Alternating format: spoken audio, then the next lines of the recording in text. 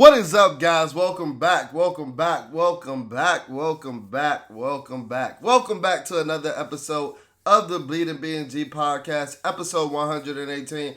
And guys, I know I've been gone for a while. Your boy's been dealing with a lot.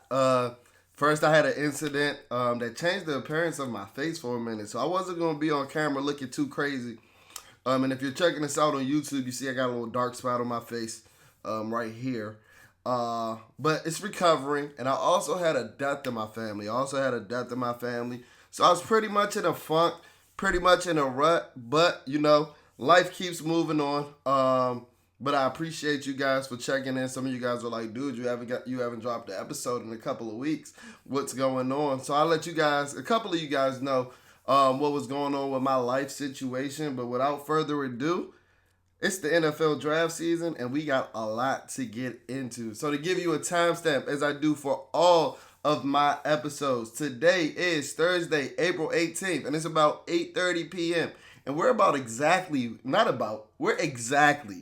1 week away from the 2024 NFL draft. So I wanted to hop on here on episode 118 of the BnG podcast to give you guys some analysis for what is probably the most divisive topic that we've come across, and we're alluding to, amongst the Washington Commanders fan base that we've covered since we started this podcast.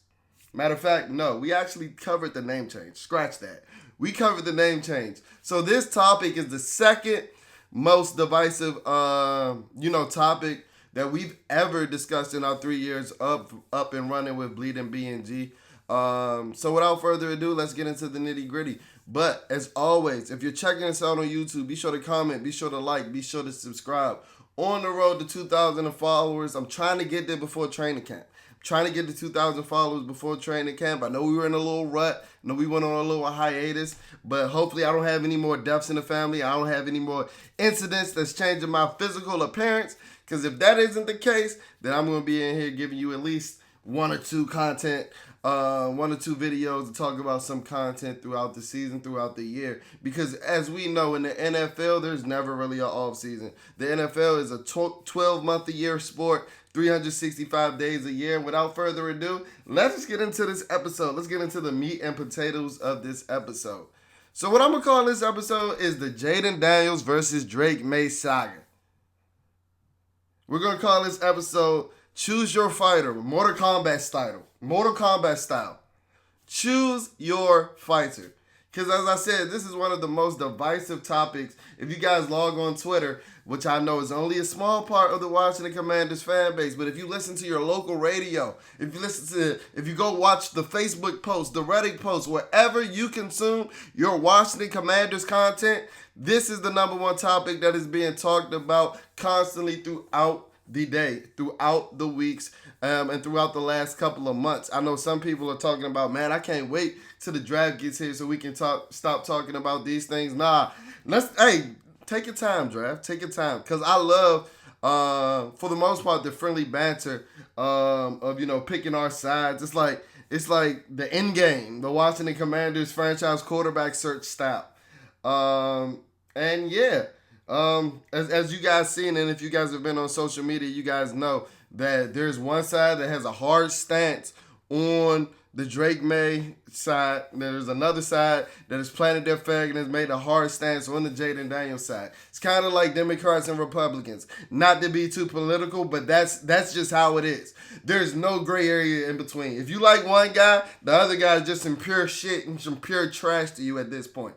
If you like one guy, or if you like the other guy and vice versa, that means the other guy is just the worst quarterback prospect to come out of the draft in the last couple of years. There's no gray area. It's either black and white with the Washington Commanders fans. Well, I'm here to tell you guys that you can like both of them. You can like both of them. And if you follow me on social media, you know my preference between the two is very clear.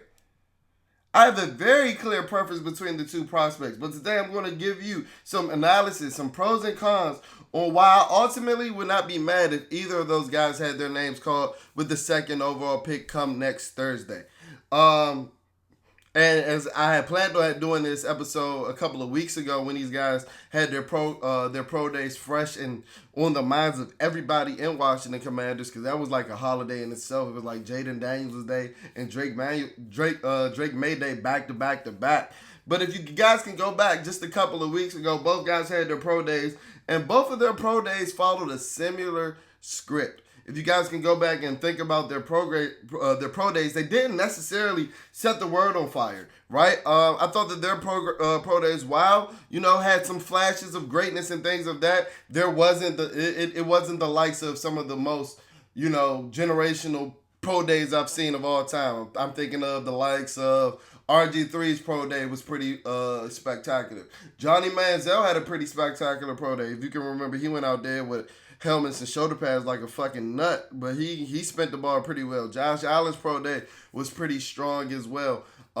Thinking about just some of the recent drafts and things of that nature. Nor Drake Maye or Jayden Daniels and to group them in together, Caleb Williams, even though I know he's the presumed number one draft pick, he can go into this lump as well, and go into this category as well as guys that didn't necessarily knock anybody's socks off in their pro days. And I think this is just coming with the times where all of these pro days seem more relaxed. I think that Drake Maye's, they have a little bit more structure. And I even mentioned on my social media pages on X and things of that nature that I did like the script that Drake Maye showed in his pro day, or that Drake Maye followed in his pro day. I like the itinerary of the practice schedule and things of that nature, because he was able to show off-platform throws, structured throws, in structured throws, out of structured throws, and things of that nature. So while I did like the script, Drake Maye didn't necessarily make every throw. There were quite a few balls that hit the ground for not only Drake Maye, but Jayden Daniels as well, and Caleb Williams. I think that out of all the quarterbacks that we've seen so far, J.J. McCarthy probably had the best pro day in terms of just that one day. Going out there and putting on the show for the scouts. J.J. McCarthy probably had the best pro day of this cycle. But going back to Jayden Daniels and Drake Maye, both of their pro days followed a similar script. They were off target, and both of those guys threw with a lot of velocity, which surprised me about Jayden Daniels, because while I do love him as a prospect, I didn't necessarily think that he threw with the most velocity on his balls. I thought that he threw a more catchable pass, where he didn't necessarily have a lot of drive on his throws and things of that nature. Well, he did at the pro day. He did at the pro day, and I think that a lot of his misses that were early in the pro day script or early in the practice, he was trying to prove to the scouts and prove to the guys watching that, yeah, I got that. Yeah, I got that velocity, that velo that y'all said that I ain't been having. I got that. And he was missing wide. If you notice that all of his misses were going where, he was overshooting his receivers. And that kind of told me that he was trying to validate and prove the naysayers wrong for the guys that are doubting his arm strength and things of that nature. But their pro days followed a similar script of once they got into a groove, they got the ball rolling. And both of those guys showed tremendous accuracy and tremendous touch on both of their deep balls. Pause. No diddy. No diddy. They showed tremendous accuracy and touch on their deep balls towards the end of both of their pro day sessions. We know that Jayden Daniels was rated by PFF as the best pro day, as the best downfield thrower throughout the college football season in 2023. So that necessarily wasn't a surprise. And we know that that Drake Maye has one of the biggest arms in the 2024 NFL draft. So that wasn't necessarily a surprise to me, but the fact that they had quite eerily similar pro days, but despite them being vastly different as prospects, was just something that, I don't know if it was a coincidence, but it was just something that I noticed and something that I wanted to mention and educate you guys on. Because you come to BnG for the most raw, uncut, and unfiltered analysis. But today we're gonna get into our educator bag. We're gonna let you guys know why we like both of these prospects and why we think that one is a clear cut over the other, and why both will. If they're both selected with the number 2 pick, they both have the potential to lead the Washington football franchise to success for years down the line. Now, going to Drake Maye. We're going to start with Drake Maye. He's a quarterback coming out of his redshirt sophomore season. So he's only had 2 years of playing experience coming out of the University of North Carolina, Chapel Hill, where our previous starting quarterback, Sam Howell, also reign from. So he had taken the balls or taken the realms. Pause. Taking the balls is crazy. No Diddy. He had taken the realms from Sam Howell after the 2022 season, or the 2021 season, and he was Chapel Hill starter for the 2022 and 2023 season. Drake Maye, what comes with Drake Maye is you get a guy that has big prototypical size for the quarterback position. Coming in at 6'4", 227 pounds, he has a big arm. He has a huge arm, and he's more athletic than people give him credit for. He's a former basketball player. His brother Luke Maye hit that big shot against Kentucky in, I think that was the 2017 NCAA tournament. So he's a guy that is North Carolina. He got Carolina blue blood, right? This is a guy that is loyal to the soil. This is a guy that has turned down a couple of deals. It was rumored that he got a $5 million NIL deal from Alabama. He turned that down to be loyal to the soil, to stay at Chapel Hill. So this is a guy who's a former basketball player. So he's more athletic than a lot of people give him credit for, right? I know, Merrill Hodge didn't necessarily think that he was quite athletic. And I did agree with some of Merrill Hodge's critiques and criticisms of, Drake Maye, and that he's stiff, but I don't think that makes him a minus athlete by any means. In terms of athleticism, I'm not saying that he's this type of player, but in terms of the toolbox of what they can do, Drake Maye gives me a lot of Will Levis vibes coming out of the 2023 draft. Will Levis, if you guys can remember, a lot of Will Levis hype going into the 2023 draft. I know he fell to the second round, but a lot of people were comparing him to Josh Allen with the things that he did outside of the pocket in Kentucky in the 2022 season, off script, as a runner and things of that nature, with just, their sheer size. And while I fell short of those comparisons with Will Levis, I'm falling short of those comparisons with Drake Maye as well. Because I think we're naive to the fact that Josh Allen is a fucking monster. He's a fucking gargantuan-sized quarterback. I saw Josh Allen play live in person at FedEx this year. Like, Josh Allen is huge. Like, Josh Allen has love handles. He's built like a fucking deep freezer with legs that can move.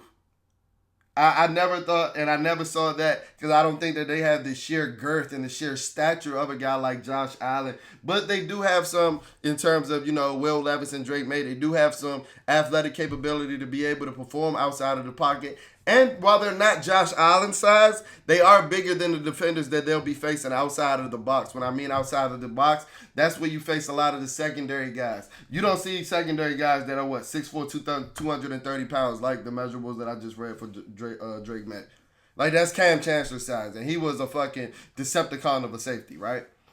So when they get on the outside, think about when Will Levis had his run against Jalen Ramsey this year, who's a hellified tackle for a cornerback. But Will Levis struck them off like it was nothing. Struck them off like it was a little boy. So me saying that he has Will Levis type athleticism is not a knock, people on Twitter. I know they hear the name Will Levis and know that he went to the second round, but they refuse to acknowledge that Will Levis had some decent moments in his rookie year. Now, is that the type of quarterback that I want to be drafted? Is that the type of rookie year that I want to have for my quarterback? Drafted with the number 2 pick? No, but I'm not saying that that's his player comp. In terms of athleticism, that is his player comp, is Will Levis. But that's not him as a total quarterback. Not by any means. Not at all. And the thing with Drake Maye is Drake Maye had a huge 2022 season coming in as a redshirt freshman. He was able to sit behind Sam Howell's after Sam Howell's senior year. But, he's sitting behind an NFL quality quarterback. And when he got his chance, he set the world on fire. I think he was top 2 or top 3 in the nation, if not leading the nation, outpacing Caleb Williams in passing yards in the 2022 season as a redshirt freshman in his first live game action. And the thing with Drake Maye, guys, is like, I know we see the big prototypical size, we see the big arm and things of that nature. And with Drake Maye, when it hits, it hits. It hits like fucking gas. It hits. It looks perfect. It looks amazing. But the thing that's holding me back and the thing that makes me skeptical and the reason why he's not a flawless prospect is that I needed to hit more often than it does. Because it's a lot of times when you watching Drake Maye film when it ain't hitting. When it's not hitting at all. Well, he has a lot of bad misses on little layups. You go watch him throw a bubble screen that ends up in the second row. Right after throwing a post route where he splits the safeties in cover 4 on a beautiful dot downfield. He'll follow that up with 2 incompletions at the line of scrimmage and an interception. That's my thing with Drake Maye. I know a lot of people that follow me on social media think that I hate Drake Maye as a prospect. That's not the case. I would take Drake Maye in the first round any day of the week. I don't know if I'm taking him with my number 2 pick, though. I don't know. In baseball terms, Drake Maye is the type of guy that has hella home runs, but he's also going to have hella strikeouts. This is a guy, he might hit that shit to 540 feet. He might knock that bitch out of the park on his Barry Bonds shit. But he's striking out more often. He's striking out 2 times as much as he does as he's hitting home runs. And in the NFL, you can't have that. You can't. You can't. As I mentioned before, in this pre-draft cycle, in this pre-draft process, I've heard a lot of comps to Josh Allen and Justin Herbert. While I see some of the comparisons and things of that nature, I told you why I try to shy away from that Josh Allen comp. Justin Herbert's even taller than Josh Allen. Not as big. Not as thick. Pause. No diddy. But he's taller than Josh Allen. My comp for Drake Maye is 50% pre-injury Carson Wentz and 50% post-injury Carson Wentz. So you're getting the best, or whatever way you want to look at it, the best and the worst of Carson Wentz in the Drake Maye package. He's Carson Wentz 2.0. He's Carson Wentz revolutionized. And this is not a knock.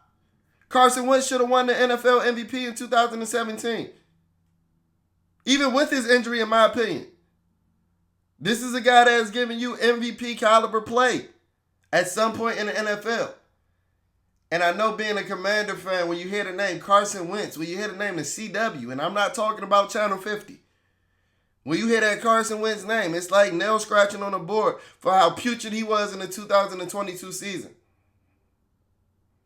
That's why I told you, Drake Maye gives you 50% pre-injury Carson Wentz, 50% post-injury Carson Wentz. He has a lot of that pre-injury Carson Wentz athleticism. Think about Carson Wentz breaking the pocket against us when John Allen had him bear hug, flipping out, leaving out the back door, and breaking it for 40 before the injury. Think about some of the throws he made outside of the pocket against us before the injury. Hitting Miles Sanders on the sideline before the injury. That's the type of athleticism that Drake Maye exudes. Being a 4-star basketball or a D1 basketball recruit, there was kind of different rankings. Different services had him ranked differently and things of that nature. But he was a D1 basketball recruit, so he has plus athleticism. He will come in with the top half athleticism of all NFL quarterbacks. And Carson Wentz had that coming out of North Dakota as a young quarterback as well. But when I say that Drake Maye gives you 50% of post-injury Carson Wentz, some of the dumbass processing and the decision-making. Now, I think that a lot of it came from Carson Wentz because he simply felt like his game had changed, that he can't simply get out of the pocket anymore because of his ACL injuries and things of that nature. I think that Drake Maye just simply can't process at this point in his career. Now, after only 2 years of college, some of that is understandable. But when you look at some of these throws, it's like, what the fuck? It's like, who the hell were you looking at? It'll be right after $1 million throw. I don't want you guys to be remiss. I'll be remiss to not mention that if you did a cut-up of each quarterback prospect's top 10 throws in their college career,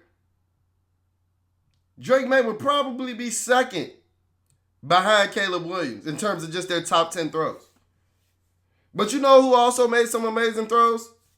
2022 Carson Wentz. But we all know that was a shitty-ass quarterback give. We're a Washington Commander fan. But he made some good throws.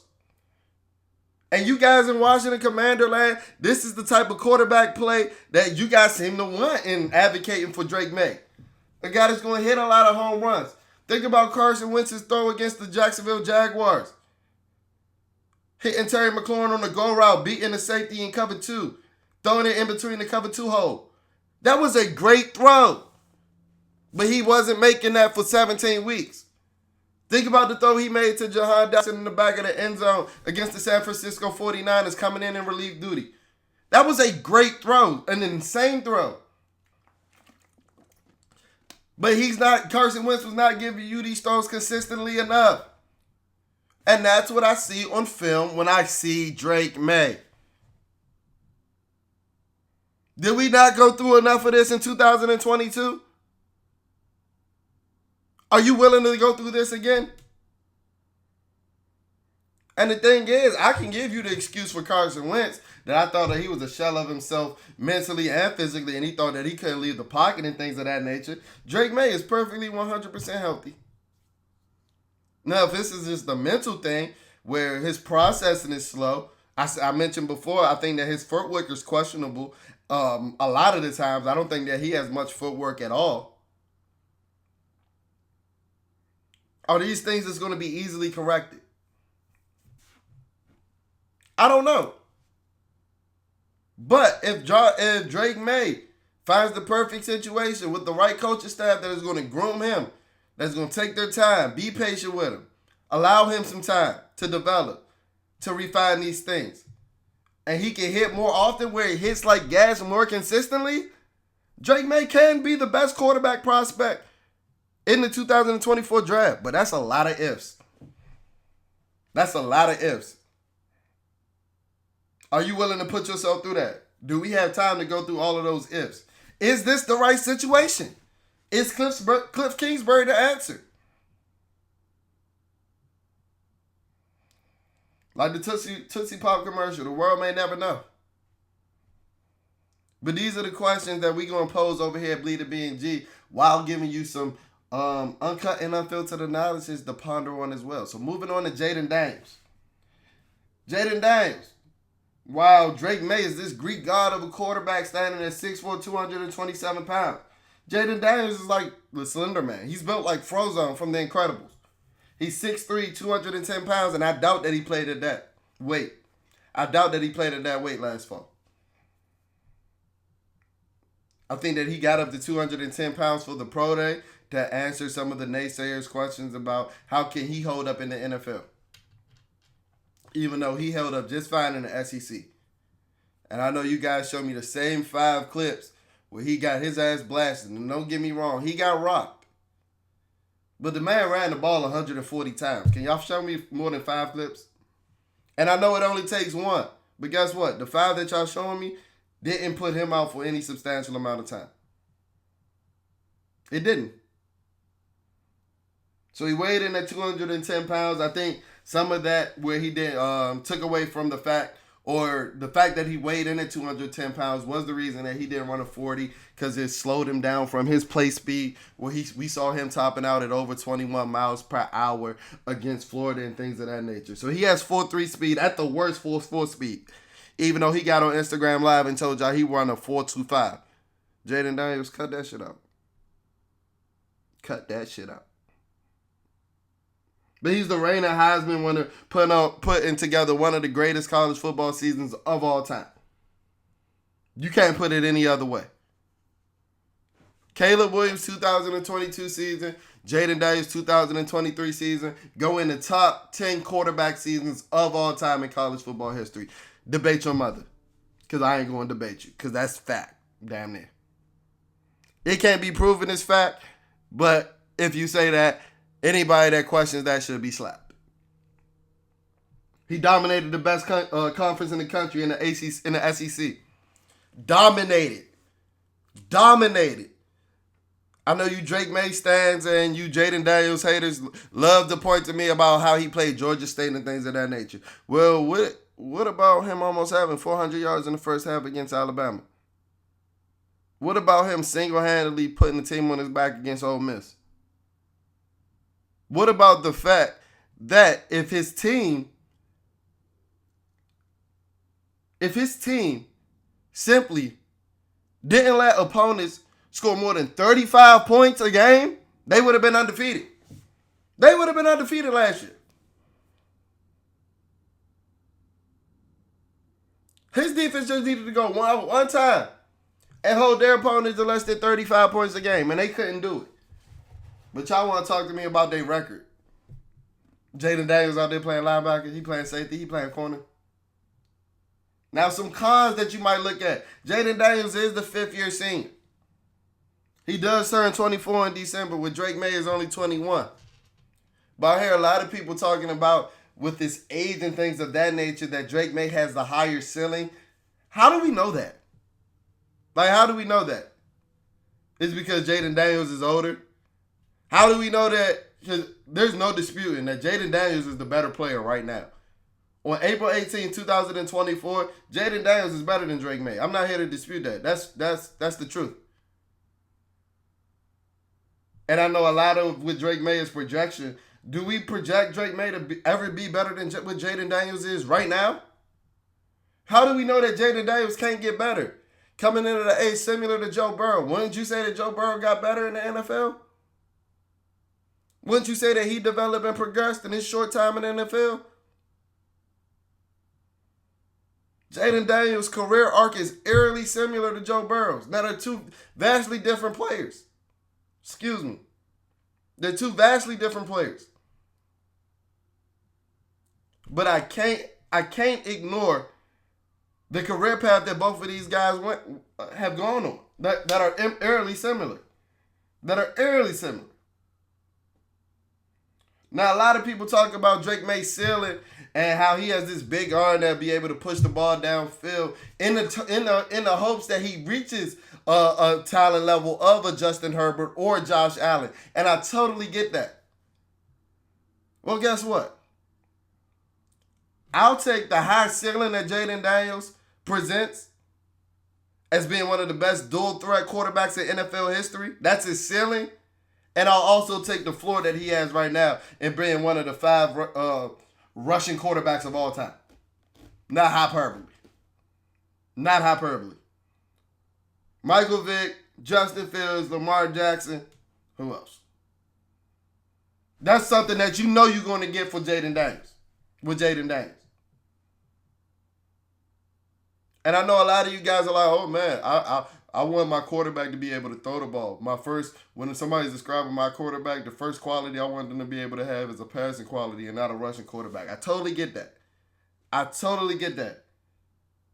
But Jayden Daniels is not like he's a slouch throwing the ball.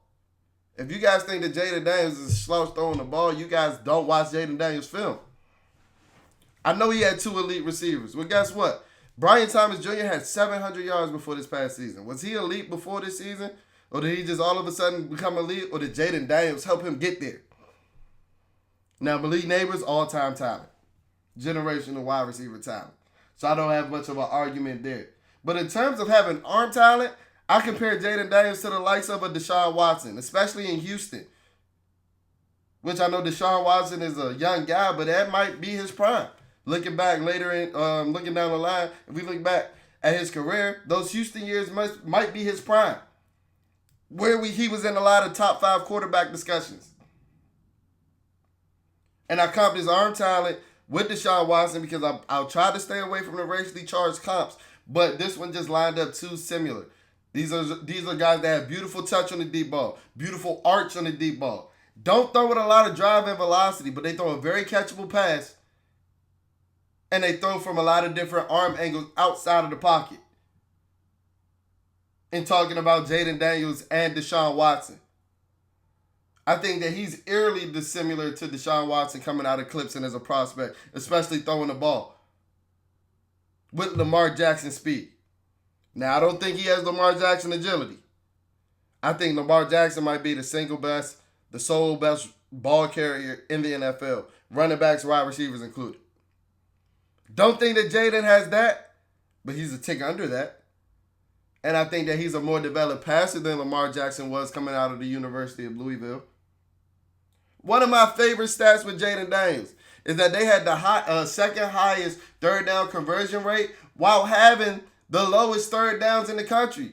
And when I tweeted that, some of the Drake Maye stands, who I don't know if you guys are just debating me for the sake of debating me, were like, dude, your data is misconstrued. Your data is skewed. Da da da da da. They had the actual the third fewest third downs in the country. Is that supposed to be a bad thing?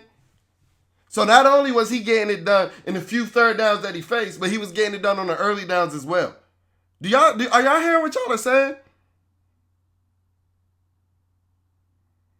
So one thing that we know that Jayden Daniels is going to be going into the NFL at the very least is a chain mover. Is a chain mover. You're not going to have a lot of 3-and-outs with Jayden Daniels. And with the likes of and the free agent signings and the likes of the talent that we brought in on the defensive side of the ball, I think that we're capable of creating a lot of turnovers and having a lot of short fields where we won't even have to move a lot of these chains. And we give Jayden Daniels the opportunity to do what he does best. Now, the pressure to sack ratio does scare me a little bit. But you guys got to understand, all sacks have their own context. Jayden Daniels is a guy that holds on to the ball a lot. And a lot of the times he was scrambling to try to make a play. And the pressure to sack ratio number is high. But guess what? He lost the least amount of yards out of all of those guys with lower rates than him. With lower pressure to sack rates than him. He lost less yards than him. And ultimately, that's what we worried about at the end of the day, right? The amount of yards that we're able to put up and the amount of points that we're able to put up. If you're not deducting from my profit, losing too many yards on your sack, but you're giving me 40 and 50-yard runs and passes throughout the game, I'll take a 2 and 3 yard sack every now and then. Now the Drake Maye stands and the Jayden Daniels haters will question, he didn't throw over the middle that much. He threw the last quarterback to get drafted in the first round to throw over the middle the least amount of times as Jayden Daniels was Justin Fields. Well, guess what? Go look at his success rate throwing over the middle. Maybe he was in a scheme that didn't allow him or didn't require him to have to throw over the middle because he had two stud wide receivers on the boundary. You ever thought of that, Sherlock? And a lot of times when he was attacking the middle, it was with his legs.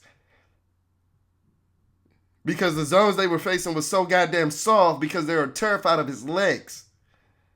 Why would I force a pass in a soft zone where they're playing the pass when I could just beat them for a 15-yard run over and over and over again? So, I mean, if you've watched this video, I'm pretty sure you guys can know who's my favorite. And if you're just completely oblivious, it is Jayden Daniels. But I'm glad that I dropped this episode today because we've had a lot of news to come out since I had originally scheduled to drop this episode. We had Top Golf Gate, where the Commanders went on a job fair with the top 4 quarterbacks going on their group interview. We've had Jayden Daniels, agent fiasco. I don't know what he's acting like a fucking nut. Unless Jayden Daniels is telling him to do that. I told y'all something was off with that Instagram Live. And then y'all started calling me a Drake Maye stan. Even though y'all claim I've been bashing Drake Maye all off season. It don't make sense.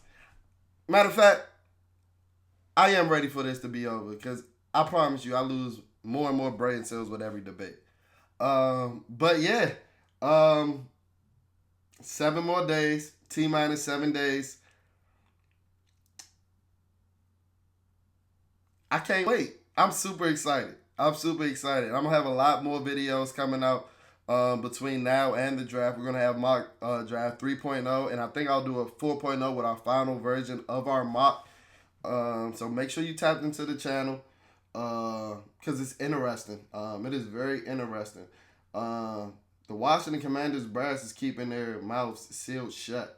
You see, they couldn't even get the news right about the logistics of the visit. So I don't trust anybody that tells you that they know who the number 2 pick is going to be.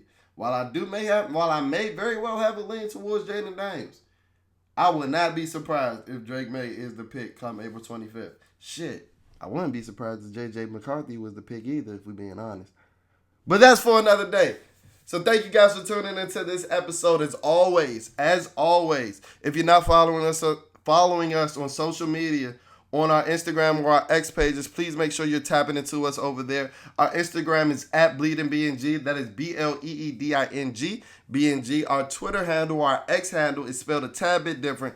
That one is BLEEDIN BnG. If you're checking us out on audio only platforms like Spotify, like Apple Podcasts, like Odyssey, please sure to leave a ranking. Please sure to leave a review. That's how we finesse these algorithms so that when you're searching anything, Washington Commanders, Bleeding BnG is that #1 content hub that comes up through your search bar, and I'm giving you everything that you need. I'm back.